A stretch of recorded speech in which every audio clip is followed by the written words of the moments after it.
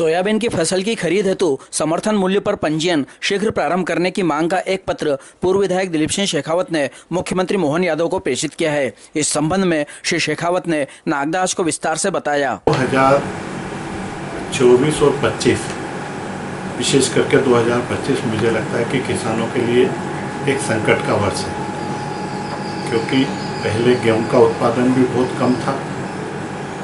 इस वर्ष सोयाबीन में जो पीला मोजक आया और अन्य बीमारियों के कारण मुझे लगता है कि उत्पादन कहीं पर 50 किलो बीघा, कहीं पर 80 किलो बीघा, कहीं 1 कुंटल 1.5 कुंटल से अधिक बहुत कम गांव होंगे जहां उत्पादन हुआ होगा।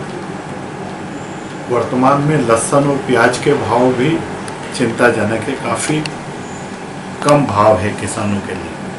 और इसलिए जैसा मैंने कहा कि 2025 का वर्ष किसानों के लिए एक संकट का वर्ष है।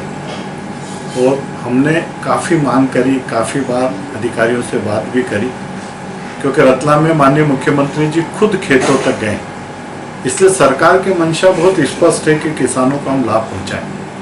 मैंने पहले भी कहा है कि ये एक षड्यंत्र है अधिकारियों के द्वारा, कि जिससे बहुत ठीक तरीके से किसानों को खेतों पे जाके जो अधिकारियों की एक टीम बनती है और वो टीम बन के और अनावरी का पूरा एक आकलन करती है, वो आकलन करने में कहीं ना कहीं अधिकारियों ने चूक करी है। क्योंकि अभी 30% से अधिक फसल सोयाबीन की निकल गई, लेकिन क्रॉप कटिंग की जानकारी मुझे कहीं से भी प्राप्त नहीं हुई।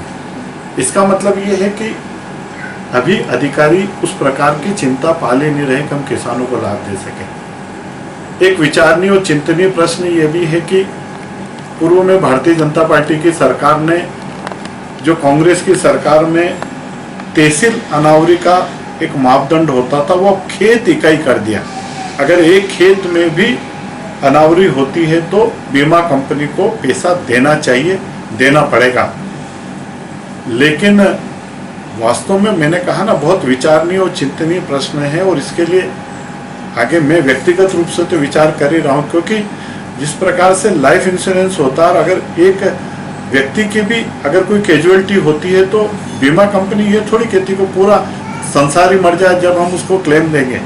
और उसी प्रकार से किसान अपनी प्रीमियम देता है, और वो प्रीमियम देता है तो उसका अगर किसी प्रकार का नुकसानी हुई है तो उसकी नुकसानी की भरपाई बीमा कंपनी को करना ही चाहिए, कोई एहसान नहीं बीमा कंपनी का।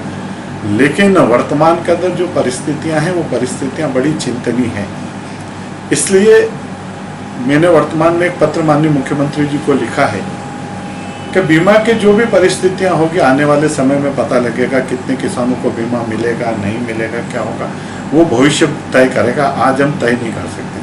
लेकिन केंद्र की सरकार ने जो 5,328 रुपये समर्थन मूल्य सोयाबीन का करा है, लेकिन अभी वर्तमान में जो बाजार में सोयाबीन बिक रही है वो लगभग 4,000 के आसपास बिक रही है। और इस प्रकार से 1,300-1,400 रुपये का नुकसान सीधे सीधे किसान को हो रहा है। जैसा मैंने कहा, 2025 किसानों के लिए संकट का समय है।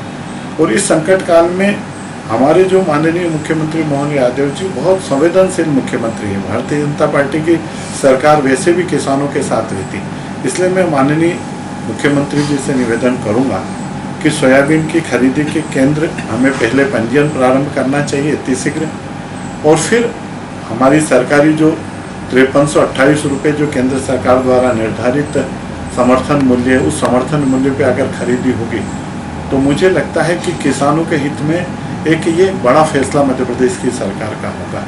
मैं बहुत विनम्रता से निवेदन पूर्वक माननीय मोहन यादव जी जो बहुत संवेदनशील है, क्योंकि रतलाम में तो वो खुद खेतों में गए, उन्होंने फसल देखी भी। और वहाँ जो मुझे कल ही में खर्चोत गया था तो मुझे पता लगा है कि वहाँ पर मुआवजे के और इसके जांच वगैरह ये सब भी प्रारंभ हो गया। वैसे तो यहाँ पर भी होना चाहिए, होगा ही सही, कुछ न कुछ। हम एक ऐसे विचार के लोग हैं कि जो सकारात्मक सोचते हैं। लेकिन मैं फिर एक बार माननीय मोहन यादव जी से निवेदन करूँगा कि जो केंद्र की माननीय नरेंद्र मोदी जी की सरकार है, कृषि मंत्री माननीय शिवराज सिंह जी चौहान है, जो समर्थन मूल्य 5328 रुपये उसके पंजीयन प्रारंभ करके खरीदी प्रारंभ करे तो मुझे लगता है कि ये किसानों के हित में बहुत बड़ा निर्णय है।